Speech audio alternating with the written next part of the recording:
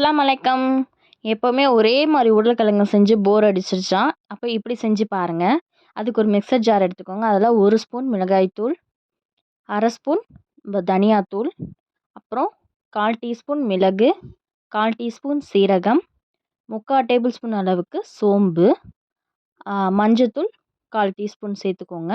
அதுக்கப்புறம் 3 பல் பூண்டு சேர்த்துக்கோங்க. நான் சின்னதாக இருக்கிறதுனால 4 பல் சேர்த்துருக்கேன். அதை கொரப்பாக இந்தளவுக்கு அரைச்சிட்டு தண்ணி கொஞ்சமாக சேர்த்துக்கோங்க. சேர்த்துட்டு பேஸ்ட்டாக அரைக்கணும். நல்லா நைஸ் பேஸ்ட்டாக இந்த அளவுக்கு அரைச்சிக்கோங்க. பாருங்கள், இந்த அளவுக்கு நல்லா நைஸ் பேஸ்ட்டாக அரைச்சதுக்கப்புறமா இப்படி தான் இருக்கும். நல்லா அரைங்க. அதுக்கப்புறம் பேன் வச்சுக்கோங்க. ஃப்ளேம் ஆன் பண்ணி பேன் வச்சுட்டு பேன் காஞ்ச உடனே எண்ணெய் சேர்த்துக்கோங்க. உங்களுக்கு உருளைக்கிழங்கு தேவையான எண்ணெய் சேர்த்துக்கோங்க. நான் ஒரு 3 டேபிள் ஸ்பூன் அளவுக்கு எண்ணெய் சேர்த்துருக்கேன்.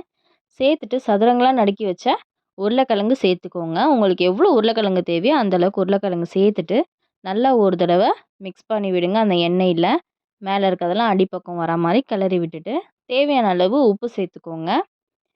உங்களுக்கு எவ்வளோ உப்பு தேவையோ அந்தளவுக்கு உப்பு சேர்த்துட்டு அதையும் நல்லா கிளறி விடுங்க. எல்லா உருளைக்கிழங்குலையும் படுற மாதிரி பரட்டி விட்டுக்கிட்டே இருங்க. அதுக்கப்புறமா ஒரு மூடி போட்டு கொஞ்சம் நேரம் வேக விடுங்க. அப்பப்போ நீங்கள் கிளறி விடணும், இல்லை அடி பிடிச்சிரும். பாருங்கள், இந்த அளவுக்கு எல்லாம் நல்லா வெந்து வரும். அப்போது இந்த திறந்து பாருங்கள். நல்லா கிளறி விட்டுக்கிட்டே இருங்க. அடி பிடிக்காமல் இருக்கணும். மறுபடியும் மூடி போட்டு வேக விடுங்க.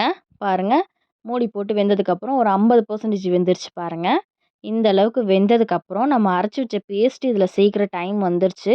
இப்போ இந்த பேஸ்ட்டை நம்ம சேர்க்க போகிறோம். நம்ம அரைச்சி வச்சுருந்தோம் இல்லையா எல்லாத்தையும், அது எல்லாத்தையும் சேர்த்துட்டு நல்லா உருளைக்கிழங்கு எல்லாத்துலேயும் படுற மாதிரி நல்லா மிக்ஸ் பண்ணி விடுங்க. இந்த அளவுக்கு மிக்ஸ் பண்ணதுக்கப்புறமா ஒரு மூடி போட்டு க்ளோஸ் பண்ணி வச்சுருங்க.